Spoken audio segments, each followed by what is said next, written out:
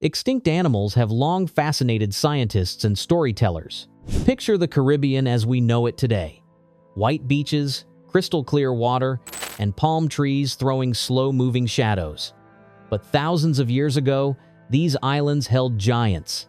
Sloths as big as bears rummaging through coastal forests, rodents heavier than a deer leaving hoof-like prints in soft marl, a bird of prey so massive it ruled the sky like a storm with talons. Many of these species are officially gone. But what if extinct really means not yet rediscovered? We can prove something exists. Proving that it doesn't? That takes forever. In this video, we dive into a lost animal world and listen for echoes. 7 extinct animals that might still be alive. Let's begin the countdown. Number 7.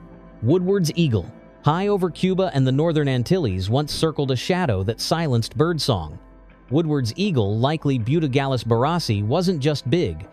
It was colossal for an island raptor, with a chest built like a battering ram and talons like hooked knives. Estimates put its wingspan well over 2 meters, maybe more.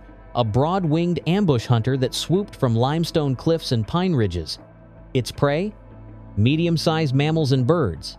Perhaps even juvenile sloths that wandered too far from cover. Imagine walking a karst trail at dusk, hearing wind press through sable palms, then the air tears with a dive, and there's only the quiet afterward. The eagle's decline probably began when the islands changed first climate, then people. Large prey dwindled, forests thinned, competition rose, fossil bones remained, stories faded. And yet, rumor clings to the highlands. A giant hawk seen skirting a remote canyon, a double-sized silhouette drifting at cloud level over western Cuba's oldest pines. Misidentified turkey vulture?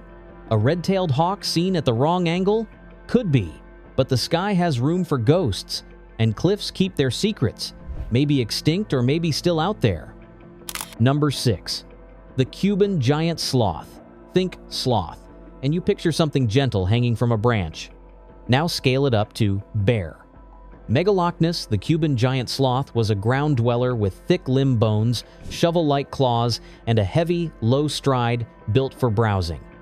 It foraged on leaves, palm fruits, and tender shoots, probably drinking at sinkhole pools where light fell in vertical columns. Caves in Cuba still hold its bones, beautifully preserved under stalactites, silent testimony to an animal that walked beside the first people here.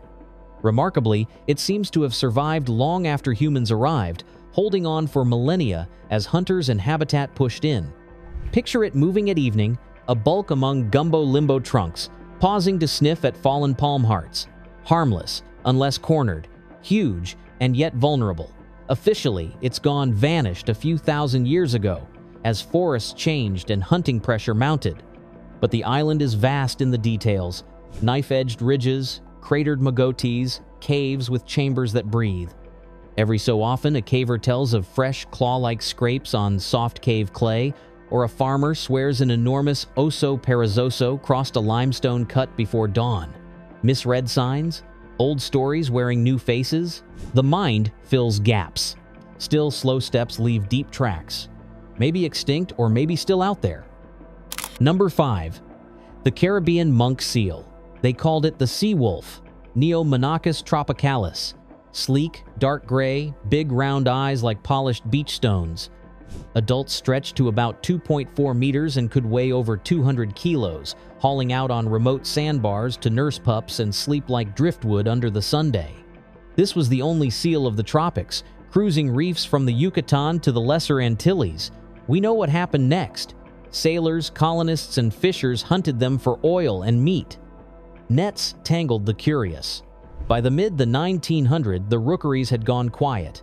The last accepted sighting was in 1952 near Jamaica. In 2008, the species was declared extinct. A grim milestone, a modern marine mammal erased by people, and yet the ocean is a master of hide and seek. The Caribbean is a labyrinth of low cays and banks where no one lands for years. After hurricanes, fishers report a brown head bobbing in foam, whiskers glistening, a barking call on a dead calm evening. Sometimes storms fling northern seals far south, and misidentification happens. But some tales feel uncanny, told by captains with sun-furrowed eyes who know their animals. Is there a tiny, silent colony left on a nameless bar? A survivor that learned to haul out at night? Waves erase footprints, water keeps its counsel. Maybe extinct or maybe still out there. Number 4. The giant rat of Martinique. Meet Megalomes desmarestii, the Martinique giant rice rat, a rodent the size of a small cat, with a thick body, a brush-tipped tail, and strong incisors made for seeds, roots, and shoreline crabs. It haunted sugarcane edges, mangrove skirts, and sea grape thickets, raiding fields and dashing for cover at the hiss of cane leaves. Then came cats, dogs, and the small Indian mongoose-efficient killers in an ecosystem unprepared for them. Black rats arrived as stowaways, carrying disease and competition. And in 1902, Mount Pelée erupted. Ash fell like night, villages disappeared. Somewhere inside that century of pressure, the giant rat slipped away. But island nights still have rustles with weight. Old fishers talk about gros rat, huge rats moving under sea grapes, leaving heavy tracks in damp sand. Overgrown Norway rats? Stray agoutis crossing from gardens? The mind can enlarge what it fears or remembers. Yet mangrove creeks end in pockets, nobody visits, and ash made new ground as well as burying the old. A sturdy rodent could learn to live quiet in a world that wants it gone. Paw prints wash away with the tide. The thicket closes behind. Maybe extinct or maybe still out there. Number 3. The Jamaican caracara. Once, Jamaica's skies held more than parrots and swifts. The Jamaican caracara, an island relative of the modern caracaras, was both scavenger and opportunist, with a cleanup crew's appetite and a hunter's nerve. Picture a long-legged falcon with a knife-edged beak and a habit of striding proudly across open ground to drive vultures from a carcass. Fossils say it flourished when the island's fauna was richer. Sloths, giant hootias, big lizards. When those species faded, so did the caracaras niche. Long before Europeans arrived, it was likely gone. But deserts of certainty don't cover every hill.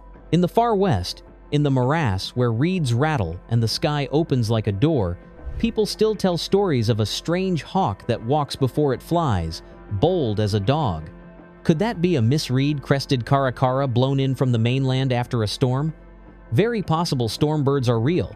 Could it be a misunderstood northern harrier coursing low? Also possible. Still, the idea of an island raptor that refuses to give up its runways, patrolling savanna edges and burnt cane fields, persists. A scavenger doesn't need abundance. It needs timing, guts, and a little luck. Maybe extinct or maybe still out there. Number 2. Amblyriza inundata, the giant hootia. Now imagine a rodent as heavy as a deer. Amblyriza inundata, the giant hootia of Anguilla and street martin, weighed up to an astonishing 200 kilograms. Massive jawbones hint at plant-grinding power. Limb bones suggest a barrel-chested browser that shuffled through coastal scrub, snapping twigs like pencils. Most scientists place its extinction near the end of the last ice age, when rising seas drowned corridors and shrank islands to the gems we know today. But hear this. Many of its fossils come from caves and coastal fissures that are now at or below sea level, which means at least part of its world slipped underwater, and part remains hidden in drowned caverns and blue holes. Freedivers tell stories of bone beds in twilight water. Sailors talk of water pigs that old-timers claimed once swam between islets at dusk. Today, smaller hoodias still survive on other Caribbean islands, proving the group's resilience.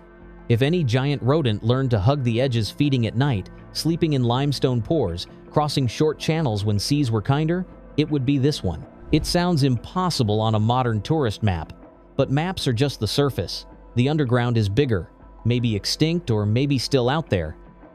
Number 1. Marcano's solenodon.